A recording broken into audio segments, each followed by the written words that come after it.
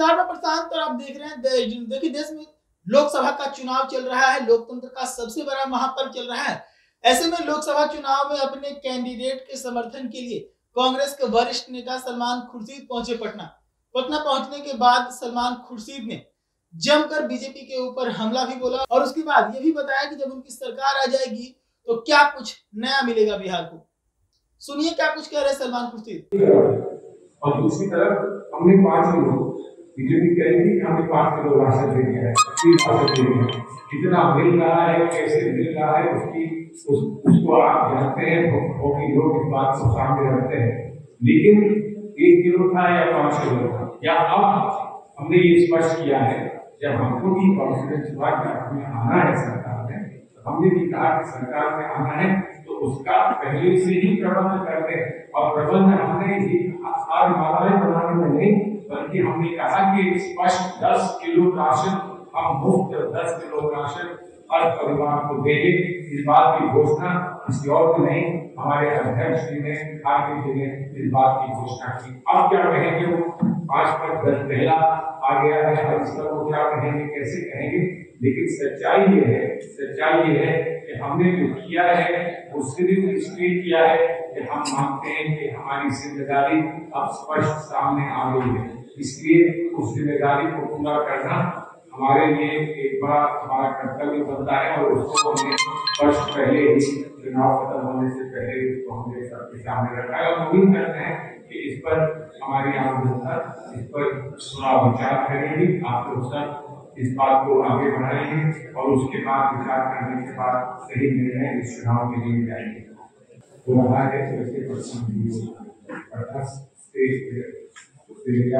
मकसद बिहार के बारे में है, बिहार के भविष्य के बारे में है, बिहार के बच्चों के भविष्य के बारे में। जो हमारा संकल्प है, जो हमें न्याय पत्र दिया है, उसको लेकर उसमें गारंटी जो हमने दी है, उसको मैं समझता हूँ कहीं हमारे इतिहास में पिछले 20-30 वर्षों के इतिहास में ऐसा मैनिफेस्टो कभी हम भी नहीं दे पाए थे और तो किसी को देने का प्रश्न नहीं होता था। हम भी इतना जिम्मेदारी कभी नहीं दे पाए थे जो आप हमने प्रस्तुत किया है। और जिस मैनिफेस्टो को दिन रात राहुल गांधी जी ने देश को दिया है, देश को समझाया है, देश के सामने रखा है और उसी को हमने एक मैनिफेस्टो के रूप में प्रस्तुत किया है। जहाँ पर हम नौजवान से जो वंचित है, नौजवान जिसको बार-बार परीक्षा की तैयारी कराते, हम पेपर लीक के कारण या किसी और कारण उसको कैंसिल करा देते हैं और उसकी वजह से नौजवान की निराशा बढ़ती जा रही है। जिस देश में नौजवान निराश हो जाए उस देश का भविष्य क्या होगा। इसलिए हमारा संकल्प है कि ऐसा अब नहीं होगा, आने वाले समय में ये कभी नहीं होगा और नौजवान को रोजगार देने के लिए जो कुछ संभव है वो किया जाएगा। जो पद रिक्त हैं उनको भरा जाएगा। पहली नौकरी का वायदा हमने किया है और हमने ये भी कहा है कि नौजवान को अप्रेंटिसशिप 1 लाख रुपया भी दिया जाए। वैसे ही घर में जो व्यवस्था है, घर की व्यवस्था को देखने वाली हमारी मान्यता है, जो घर में चूल्हा जलाती है ताकि हम खाना खाते जाए, रोजगार ढूंढने के लिए जा सके, वहां पर वो चूल्हा जलता रहे, इसके लिए क्या व्यवस्था करनी है। तो वहां पर हमने ये कहा, स्पष्ट कहा है कि घर की महिलाओं को 1 लाख रुपया हर वर्ष दिया जाएगा, प्राप्त होगा। बहुत सारी स्कीम है, जैसे अग्निवीर स्कीम है जो मैं समझता हूँ कि बहुत लोगों के अरमानों पर जिससे पानी फेरा है, उससे मैं भी अभी प्रयास कर रहा हूँ कि दिल्ली हाईकोर्ट के सामने हमें कोई राहत मिल जाए। केस हुआ था, लेकिन हम उस केस को फिर से उठाया है और ये कहा है कि जो लोग तैयारी कर रहे थे रेगुलर अपने रिक्रूटमेंट की, उनको कम से कम अग्निवीर का रिक्रूटमेंट का तो मौका उनको मिलना चाहिए, चाहे 1-2 साल 1-2 वर्ष का उनको एक्सटेंशन दिया जाए। इसका ये जाकर 27 तारीख को फिर से हाईकोर्ट के सामने आ गया। लेकिन हम लोग सब इसको हमने अपने मैनिफेस्टो में भी कहा है कि अगली भी जो स्कीम है उसको हम सरकार में आते ही तत्काल उसको हम समाप्त करेंगे। तो ये आज की एक पेशकश है आपके सामने। चीजें हो रही है इस चुनाव में जो बड़े कष्ट की बात है, जो बड़े दुख की बात है। क्या कुछ नहीं कहा जा रहा है और किस लेवल से कहा जा रहा है? प्रधानमंत्री के लेवल से, गृह मंत्री के लेवल से कहा जा रहा है। बताइए, ये कहा जा रहा है कि हम चाहते हैं कि भैंसों की भैंसें हम दे दें। बताइए, ये कहा जा रहा है कि हम माताओं और बहनों के जो मंगलसूत्र है वो ले लें। मैंने इस बात को उत्तर प्रदेश में कहा, मैं यहाँ भी आपको बताता हूँ।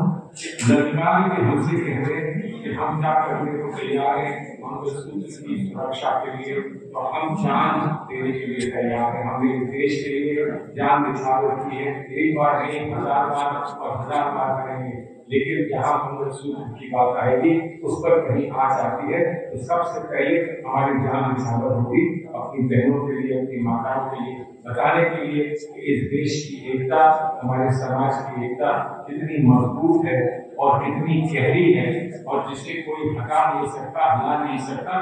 मैं उत्तर प्रदेश से आता हूँ, आप यहाँ भी माँ गंगा बहती हैं। गंगा और जमुना का जो मिलन होता है हमारे उत्तर प्रदेश में, इलाहाबाद में, प्रयागराज में, जहाँ मिलन होता है, वो हम तहजीब मानते हैं, इस देश की परंपरा इस देश की मानते हैं, इस देश की सभ्यता हम मानते हैं कि हम उसको, उस सभ्यता को गंगा जमनी तहजीब कहते हैं। कोई गंगा और जमुना को अलग नहीं कर सकता, कोई मंदिर और मस्जिद को अलग नहीं कर सकता। आज ये बात कही जाती है कि मंदिर पे ताले फिर लगेंगे। अरे ताले मंदिर पे कैसे लगेंगे और क्यों लगेंगे? सिर्फ इसलिए कि तुम चाहते हो तुम्हें कुछ वोट मिल जाए, वोट के लिए तुम ताले की बात करते हो। हम सम्मान इस देश में मंदिर, मस्जिद, गिरजाघर, गुरुद्वारे का सबका करते हैं। और आज जो सामना हो रहा है, दो विचारधाराओं का सामना है आज, वो इसी बात का है कि कोई जोड़ना जानता है और कोई तोड़ना चाहता है। तो उनका प्रयास ये है कि हम सरकार में फिर से काबिज हो जाए, जोड़कर उम्मीद है कि हमारे बच्चों को एक अच्छा भविष्य मिल जाए। लेकिन जब मैं ये सोचता हूँ और मैं बिहार के इतिहास पर नजर डालता हूँ, पाकिस्तान से विशेष लगाव हो गए जो वो अपने बच्चों को वहां भेजे। हम तो हमारे बुजुर्गों ने, हम कैसे आभार प्रकट करें अपने बुजुर्गों का कि एक सवाल हमारे सामने आया था, हमारे बुजुर्गों के सामने आया था कि अपने घर में अपनी मां गोद में रहना है या छोड़कर सौतेली मां के पास जाना है। और हमने पूरे विश्व के सामने निर्णय लिया था कि जैसे भी रहें हम यही रहेंगे, क्योंकि हमारी पैदाइश नहीं हुई है और यहीं पर हम समाप्त हो जाएंगे। एक धूल बनकर, पट्टी बनकर एक पानी में बहा दिया जाएगा, गंगा जल में बहा दिया जाएगा और दूसरा जमीन में गाड़ दिया जाएगा। लेकिन हम सब यही की पट्टी है और यही की पट्टी बनकर रहेंगे। उस पट्टी पर किसी वोट और किसी ईवीएम का सर नीतीश ठीक है, शुक्रिया, बहुत अच्छा सवाल है, बहुत अच्छा सवाल है। अगर आप एक पेड़ को देखें, एक वृक्ष को देखें, तो सबसे पहले क्या देखना होगा? जड़ों को देखना होगा। इस जड़ से ये पेड़ बड़ा है, उसके बाद आप बात कर सकते हैं कि फल कहाँ पर आया है, फूल कहाँ पर है, पत्ते कहाँ पर है, पत्थर हुआ है कि नहीं हुआ, वो सारी बातें बताता है। ये जो खदान का सब होगा, जो समस्या है, जो खाना देने की बात है, या फूड सब्सिडी है या फ्री फूड है, ये कहाँ से, इसका आगम कहाँ से हुआ? राइट टू फूड से हुआ। तो राइट टू फूड में कोई भी सरकार है, राइट टू फूड में कोई सरकार भी आ जाए उसको फूड देना होगा। कितना किलो, कितना खाना आप दे सकते हैं, वो आपकी अर्थव्यवस्था पर संबंधित होगा। अर्थव्यवस्था अगर अच्छी बनेगी और अर्थव्यवस्था में ये नहीं होगा कि आप फालतू पैसा कहीं खर्च कर रहे हैं और जहाँ पैसा चाहिए वहाँ नहीं कर रहे हैं, तो आप जितना खाना नहीं दे पाओगे जितना देना चाहिए। और ये आप बात कर रहे हैं फूड सब्सिडी या फ्री फूड की आप बात कर रहे हैं। मैं तो ये सवाल पूछता हूँ, यहाँ इतने लोग आपके हमारे बिहार से बाहर जा रहे हैं, जब कोविड हुआ था तो आपके पास कितने एमपी थे? हमारे पास एक आपके पास कितने एमपी थे, इस सरकार के लोगों के पास कितने एमपी थे, और उस कोविड के दौरान उन्होंने 1 इंच भी उंगली उठाकर ये कहा कि इनको हम कुछ दे दें, कुछ राहत दे दें। यहाँ तक कि ट्रेन भी कैंसिल कर दी, बसें भी कैंसिल कर दी, और हमने देखा कि पैदल वहां से लोग आए, वहां के दिल्ली के लोगों ने उनको रोक कर उनको खाना दिया, उनको राहत दी, और वो पैदल चलकर वहां से यहाँ आए। मैं तो कहता हूँ कि अगर किसी को भारत रत्न देना था, उन लोगों को देना था जो पैदल चलकर यहाँ आए और मानवता में जिन्होंने अपनी आशा कोई नहीं, अपनी उम्मीद कोई नहीं, जिन्होंने इस देश की व्यवस्था में कहीं पर निराश होने का कहीं दिखाया कि नहीं, और सब कुछ देखकर को वापस आए और बैठे रहे। खुशी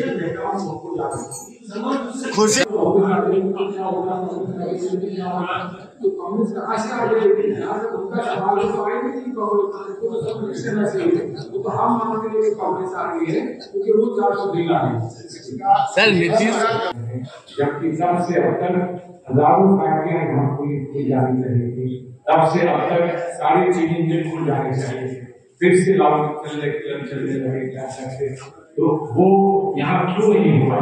यहाँ पर कोचिंग सेंटर अच्छे नहीं बन पाए, उसके लिए लोग उल्टा जाते हैं, कहीं और जाते हैं। क्यों ऐसा है? क्यों बिहार की अनदेखी की गई, जबकि बिहार के बारे में प्रधानमंत्री ने एक बार नहीं 100 बार यहाँ आकर ये कहा है, अब हम आपको सेंट्रल यूनिवर्सिटी देंगे, अब हम आपको एक और एम्स देंगे, अब हम आपके पटना के एम्स को अपग्रेड करेंगे। क्या कुछ नहीं कहा है प्रधानमंत्री महोदय ने, क्या कुछ नहीं कहा है, लेकिन बिहार में वो दिखता नहीं है। अगर दिखता है तो आप मुझसे मुझे बताइए, उससे प्रश्न पूछिए कि आपको नहीं दिखता, हमको दिखता है, लेकिन बिहार में ऐसा कुछ नहीं दिखता। क्या सुरक्षा का हाल है, क्या सुरक्षा व्यवस्था का हाल है, आप उससे भली भांति आप उससे ज्यादा जानते हैं। और इसीलिए आज उत्तर प्रदेश से लेकर बिहार तक हम यही उम्मीद लगाए रहते हैं कि व्यवस्था में ये परिवर्तन तभी संभव है जब एक बार फिर दिल्ली में एक सामूहिक सरकार बनेगी, उन सब लोगों की सरकार बनेगी जिन्होंने अपने अपने हर मंशा पर को रोककर उस पर पत्थर रखकर ये कहा है कि आज हमें अपने संविधान को बचाना है।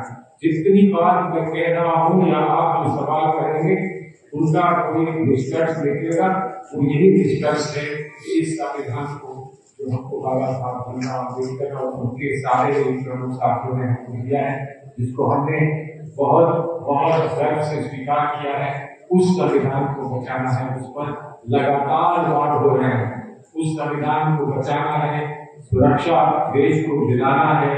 हमको जो हमने सामाजिक न्याय की बात की है, इस पर मैं समझता हूँ कि बहुत मजबूती से हमने अपने न्याय पत्र में एक बार फिर इस बात को दोहराया है। उस सामाजिक न्याय के लिए आज हमको अपनी जान लगा देनी है, और वो भी उसी स्पिरिट में और उसी निष्ठा के साथ आज हम जगह जगह जा रहे हैं, आपके सामने भी आए हैं। आपके कोई प्रश्न हो आप अवश्य जानकारी वहाँ किसी ने नहीं कहा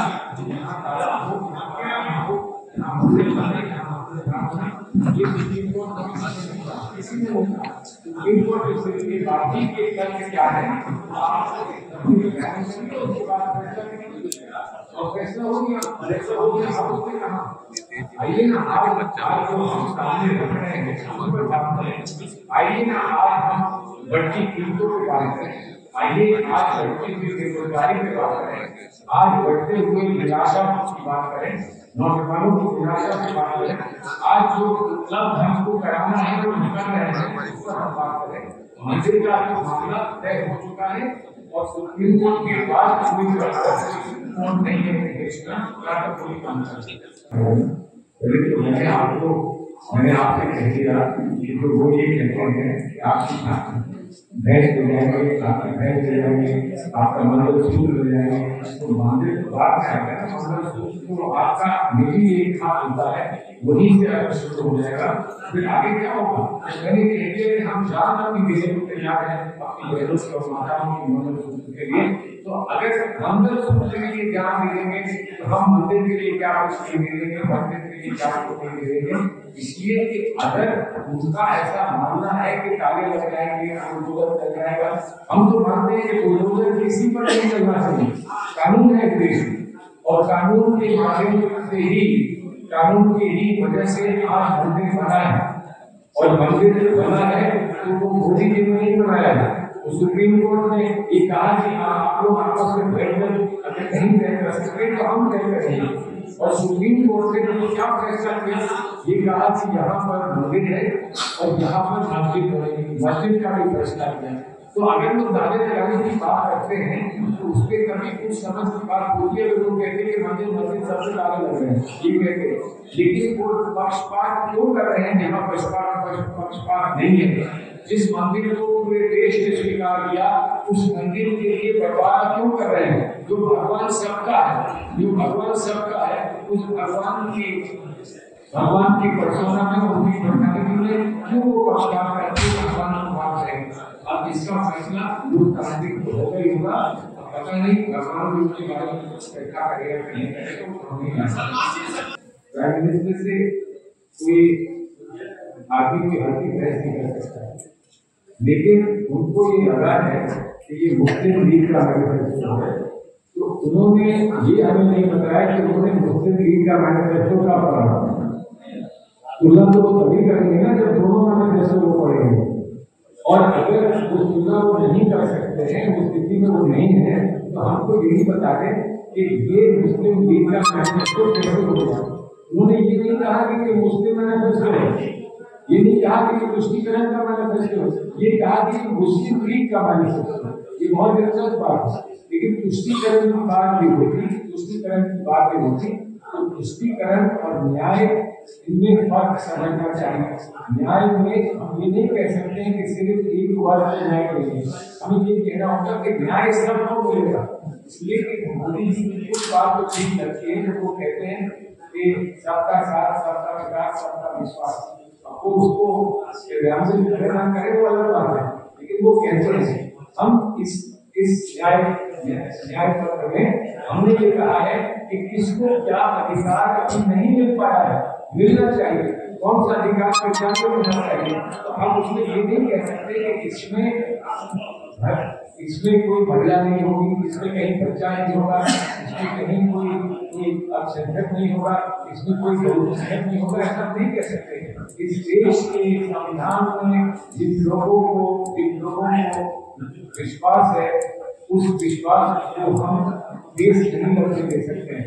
और मुझे गर्व है इस बात का कि हमारे मुल्क के हर वर्ग के और हर धर्म और जाति से जुड़े हुए लोग विश्वास संविधान में करते हैं। अगर मोदी जी को विश्वास संविधान में नहीं है तो उसका क्या जवाब दे सकता हूँ, तो जवाब को जनता देगी 4 तारीख को पता। तो सुना आपने किस प्रकार से सलमान खुर्शीद ने कई सारे मुद्दों पर बातचीत करते हुए ये भी बताया कि बिहार में पलायन का जो मुद्दा है वो काफी बड़ा है। विद्यार्थियों को बिहार से बाहर कोटा पढ़ने जाना पड़ता है, परीक्षाएं रद्द होती है तो उससे अभ्यर्थियों को समस्या होता है। साथ ही सलमान खुर्शीद ने ये भी कहा कि जो अनाज है वो 10 किलो मुफ्त अनाज दिया जाएगा। मैं आपको बता दूं कि इस वक्त 5 किलो मुफ्त अनाज बीजेपी की सरकार के द्वारा दिया जाता है। तो वहीं पर उन्होंने मंदिर को लेकर भी बयान दिया जिसमें उन्होंने कहा कि मंदिर कानून की वजह से बना है, ना कि मोदी की वजह से। ऐसी तमाम खबरों के लिए जुड़े रहिएगा द न्यूज़ के साथ। धन्यवाद।